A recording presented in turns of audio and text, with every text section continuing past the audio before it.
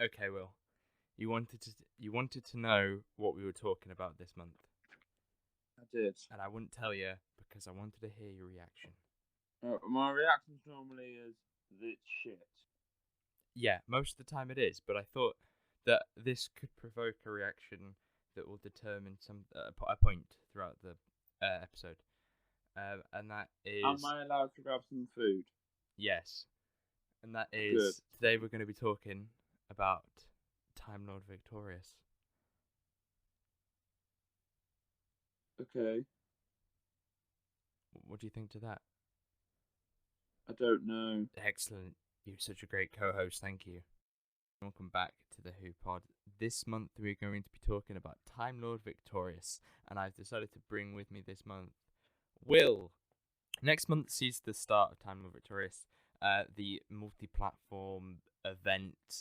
So shall I talk about some of the prices of some of this stuff then? This is a banging sandwich. Excellent. So the first one is £29 for the Big Finish bundle that I've bought. How many Big Finish is in the bundle? 3 hour things and then 2 short trips. So basically 4 hours of content. And I bought CD with Paul McGann. And it's got Delgado's Master as well. And I've forgotten the other one. That's bad. So, not some of David Tennant's fanboy, but what is he doing? What is David Tennant? He's in the books. Okay, so it's all kind of complicated in some aspects, right? Because I always thought it would be like, Paul McGann would do the audios, Christopher Eccleston would do the comics, David Tennant would do the books, So you get like each perspective of Doctor, but there's like 24 versions of things that you can see. It doesn't work out to be that evenly distributed. I think that from what I've gathered is that 9 is having, because we don't know much about this to be honest, but 9 seems to have the Doctor Who magazine comic books, but David Tennant is taking the 10th Doctor is taking the actual comic books. Paul McGann is taking the audios. David Tennant is taking the books, but all 3 of them are on the books. There's vinyls. So it's not a person we're actually hearing Doctor Who content from, is Paul McGann. I think so. Who's to say? We don't know. It does seem a bit silly to just kind of it seems greedy to me personally to not just release Timelord Victorious as just David Tennant's books or David Tennant's audios or anything like that, but then to get the 9th Doctor, the 8th Doctor in, it just seems a bit silly. And I think for a lot of people, it's quite difficult to consider Big Finish as canon when they pull that. No, I don't know if I consider Big. There's some stuff in Big Finish I consider canon. Yeah, some things you're just like, okay, what if he never had that? If that never happened, if if the 6th Doctor had like a companion called Charlie, surely that would have popped up. But that is a different debate whether Big Finish is canon or not. So this Timelord Victorious, right? It's an overarching storyline. Yeah.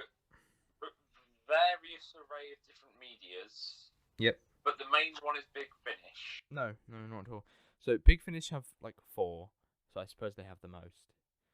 Comics have got like 2. There's 2 books. Doctor Who magazine. Do you know the Doctor Who annual? That's also included. That's one of the things. So basically, what there's probably going to be in the annual, there's probably going to be like one page which has a poster or something linked to the Timelord Victorious, and then they can add that into, oh guys, look, it's in this story. It's bullshit. Oh, there's merchandise as well. There's like T-shirts and stuff. And to be honest, do you know when we did? I don't think that's like. It's not like the Doctor wears a T-shirt with Timelord Victorious on it, and then boom, there you go. It's in the story. You need to get it. But it's like the T-shirt designs I don't like because they're nothing that I would want to wear. As in like very, very nerdy. Like you will get bullied in public. Well, I don't wear nerdy shirts, and I haven't bought them in a while. But it's like just the words Timelord Victorious over a black shirt just doesn't see to me as worth it. I think it's not like the merch is actually in the story. The merch is just like the extra bit kind of thing. But it does seem like a strange it's like how gullible are Doctor Who fans really, and I think we're extremely gullible as a group. How much in it? So let's say the Big Finish in the comics, they'll actually be Comics are rather cheap. Story, but the little things like the annual and the escape room, how much of that is actually going to link? Yeah, it might be quite. Victorious, or have they just chucked that name in there and said a few references in it to make people buy tickets to get more money? I can't say about the escape room, but I don't think that the annual is going to be the best of help. You know, I think that, to be honest, I haven't bought an annual in quite a few years. Do you need to see every single piece You don't, apparently. Or whatever to understand the story, or can you just go, ooh, David Tennant's in that, I like him, and just get that one? See, what? So, do you know when they said that Infinity War was like its standalone film? Right. That's how I see when they say things like, you know, this Doctor Who Timelord Victorious, basically you can buy from any platform, and they all have their own arc. They're all kind of their own thing, and I'm like, yeah, but you can call Infinity War its own thing. Doesn't mean it's not linked to Endgame. You know, and I find that like it's kind of like you could have done this like two ways. You could have just done some audios. You could have done a couple of books, but no, you have to do like 20 things. Bring out merch. Like it's everything that they could possibly throw at it has been thrown at it, which I think, you know, this hasn't been done before. So, you know, we're quite cynical about it, but I think that if it works, then, you know, Marvel might do one, you know, but I think there might be a good reason why this hasn't been done before. No one's done it before because it's just a cash grab.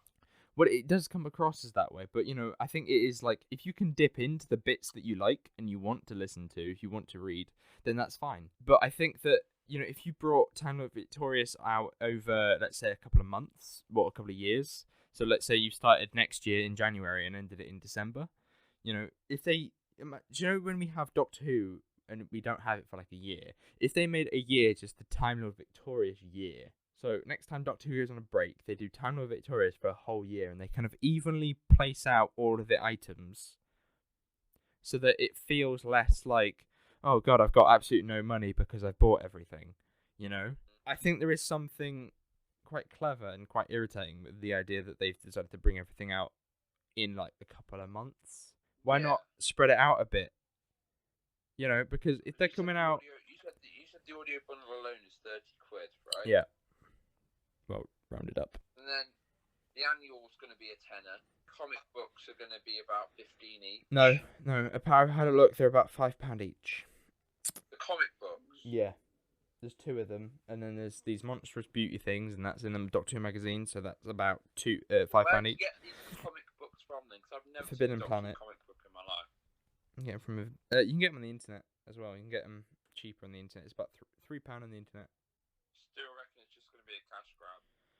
It might well be. I think that the merch is like, okay, well, yes, guys, we get it. Yeah, it's linked to Timelord Victorious. Doesn't mean we have to buy it. And I think there are you don't have to buy everything, and I haven't, and I won't be. You know, I'm not gonna go and buy the vinyls or whatever because I don't have, you know, a record player, so I can't. And to me, I don't get any enjoyment out of just listening, or like just looking at the covers. So I didn't. But I will probably not during the next few months when everything's coming out all at once. But I will probably within time go and buy the digital versions of these things because you can buy digitals. I probably won't. I'll probably like watch a review on it on YouTube and then I'll go like, okay, cool.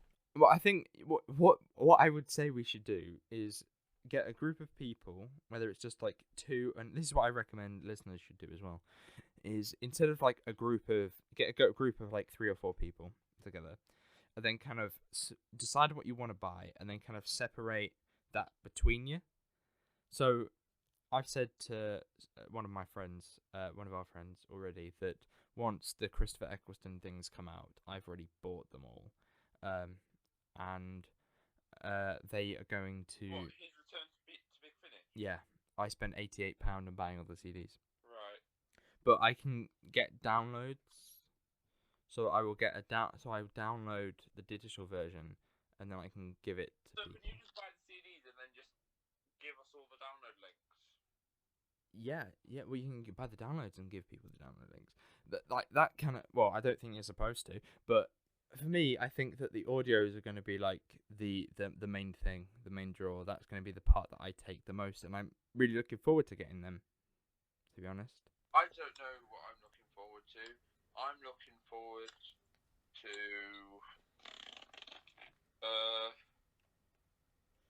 just the overarching story. I'm not going to buy anything. I don't have that money, but probably just someone will do a review on it, and I'll probably just watch that. so we've all been talking about the products and like their cost, but do you think Timelord Victorious will be a satisfying story? No. Because to me, I think that how can it really end? Right, so it's going to end two ways. Right, so the thing's not really connected to the main story, so it doesn't need to like fall back or anything. But it will either fall back into place so the Doctor realizes what he's done wrong, or he will become further and further the villain throughout the whole piece, and leading into the final part when he is like just evil. I wonder what they are really doing with the story, or whether it's been kind of like style over substance here. I just don't get right how they're gonna actually show a story or a story arc or whatever through nearly 30 different things. I don't think it's 30 platforms. It's like a couple of platforms. Really, it's like 30 products, but like 10 platforms. I can find my notebook. I did my video on it. If I can find my notebook, I can tell you what it is. Check it out, guys. Cyber YouTube channel. There won't be a link. Aha! Did you just go aha once you found it? Well, I think there's a lot of stuff that is quite limited, to be honest. I think, like many people talked about when the first thing was announced, it has such accessibility problems. If you're not in the UK, then you can't do the escape rooms. If you live in the middle of nowhere, then you can't do the escape rooms. It is going to depend a lot on people's income. And in the middle of we're coming towards the end, I like to think, but, we're still in the pandemic. So there's a whole bunch of stuff, such as, whether you have the technology to be able to do some of this stuff, whether you have the income. There's a lot of issues here, and I think that, to be honest, it's about cherry picking the things that you want. For me, I think that the books, I'm leaving for a while. I'm going to get them, but I'm going to get them later. I'm not getting them first week. I think there's a lot of like. Well, if you buy something else, like to say if the books come first and then the big finish, but you don't want to buy the book, does that mean you're then going to miss out a bit on the big finish because you don't know what's going on? Well, apparently they're all not linked in to that extent, but it's like they must be, because it is one arc. It's a multi-platform story. You're not gonna make them all fulfilling arcs, are you?